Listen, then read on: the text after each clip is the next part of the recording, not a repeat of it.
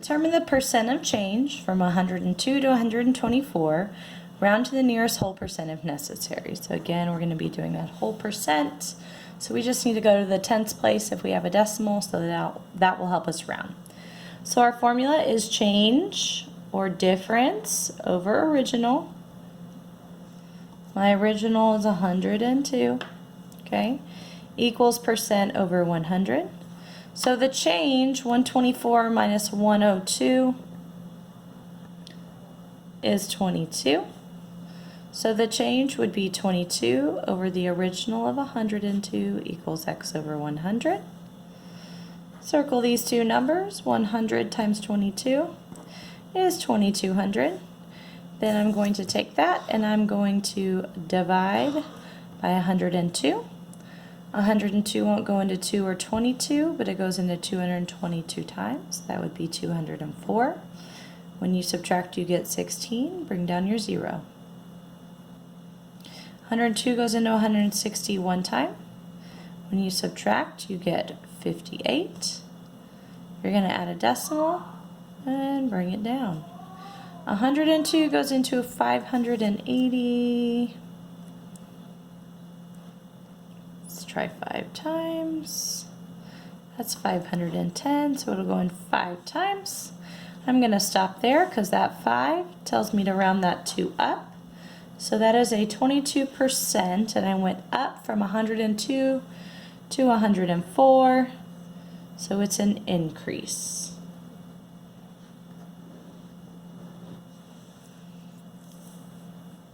Okay, number 12. Christina received a $250 paycheck from her part-time job.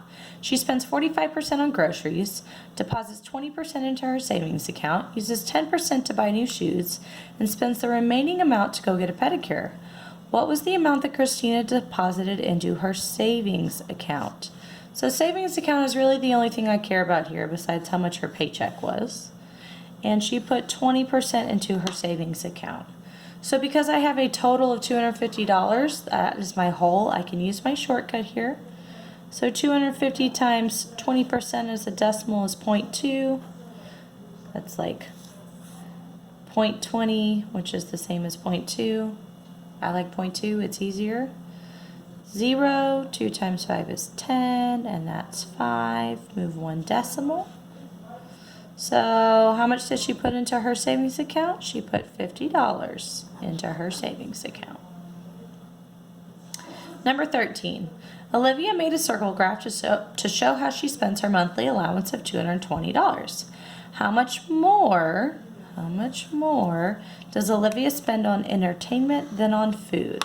So when they're asking me, how much more, okay, they're really wanting to know the difference. So the fastest way to do this, entertainment and food, that's these two numbers right here. Let's find the difference between those two.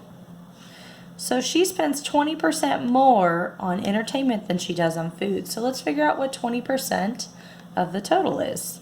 So I can change this to a decimal again and do 220 times 0.2. 2 times 0 is 0, 2 times 2 is 4, 2 times 2 is 4. I'm going to move the decimal 1 time. So she spends $44 more on entertainment than on food. Number 14. Brooke's gross wages for the year are $62,000. The federal withholding income tax amount is 7.4%. What is the amount of income tax Brooke will have to pay? So remember, when we are doing income tax, we change our percent to a decimal and then we multiply for the gross income or gross wages. So 7.4%, most common mistake here is that people see the decimal and the percent, so they just erase it. That's not how that works. In order to change a percent to a decimal, you have to move that decimal point 2 times to the left. So now I have 0.074, and I'm going to multiply that by the gross income. So $62,000 times 0.074. 4 times 0 is 0, 4 times 0 is 0, 4 times 0 is 0, 4 times 2 is 8, and 4 times 6 is 24. Add a 0.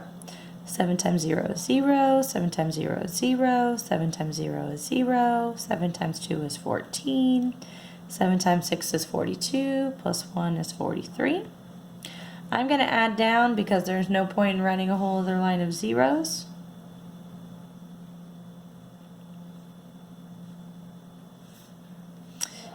I get 4588000, and then I need to move my decimal point 3 times, which leaves me with a total of $4,588 that she will pay for income tax. Okay, flip it over. Number 15. Josh receives his biweekly paycheck from his employer.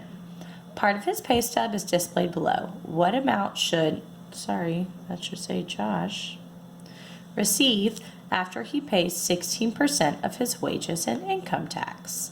So again, income tax, we're going to change our percent to a decimal. So I'd move my decimal point 2 times to the left, that's 0.16. And then I'm going to multiply by the gross income or the gross wages. So 3,775 times 0.16. 6 times 5 is 30. 6 times 7 is 42, plus 3 is 45.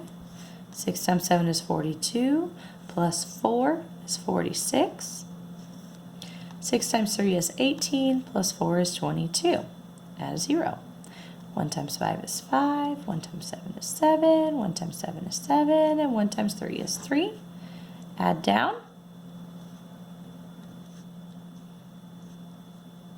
I get 60400, and then I'm going to move my decimal point 2 times to the left for those 2 decimals right there.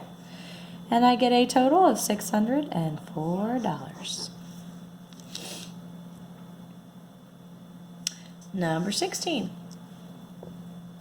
Determine the simple interest. Ooh, when I see simple interest, I know I need that I equals PRT. That's my formula. I stands for interest, P is principal, R is rate as a percent, but we change it to a decimal, and T is time in years. All right, so determine the simple interest if you invest $875, so that's my P, that's what I'm putting into the account, in a money market account for 4 years. Hallelujah, they gave us years, we don't have to change anything. That's amazing, so that's my T. My time. With an 8% interest rate, I'm going to change my percent. That's my R. I'm sorry. That's R, and I'm going to change it to a decimal. So that is 0.08. Round to the nearest cent if necessary. That's the hundredths place. Okay, so let's plug in what we know. I do not know I, so I'm going to bring it down. My P is 875. I like to put my numbers in parentheses to separate them out. My R is 0.08. And then my T is 4 years. Now all we do is multiply all those numbers together.